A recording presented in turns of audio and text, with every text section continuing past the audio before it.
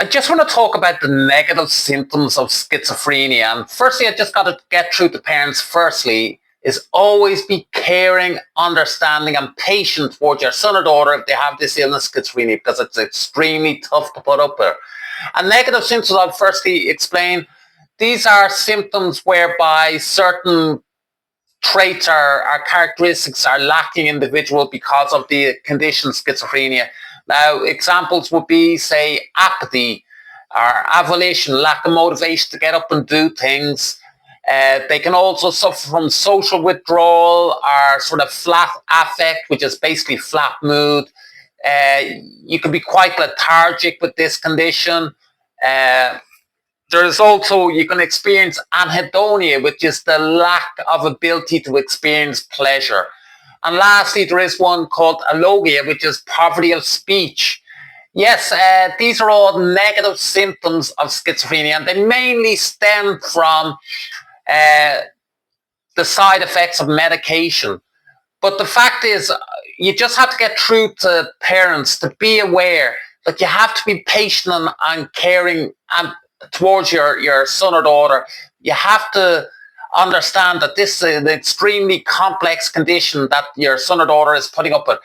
I have it myself, and trust me, the last thing a schizophrenic needs is for their parents to be getting on their case to be a success in college or to be career focused. Trust me, when you have this condition, primarily in the beginning anyway, you need time and space to recover. You need to just that time and space. You can't be badgering them and getting on their case to be a success career-wise. That is the last thing that they should be focused on when they have this condition in the initial stages. Trust me, as I said, I myself have had this condition.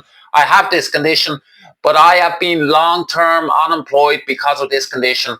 And trust me, it is extremely disabling. It is, when you have this condition, it's holding down a job at the same time when your symptoms of this condition are very pronounced.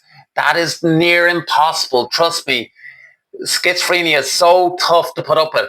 Like I'm saying, when I am symptomatic with delusions and voices and like schizophrenia, when it's really intense, it's like having basically a nightmare while awake. When you're hearing voices, you're having bizarre beliefs.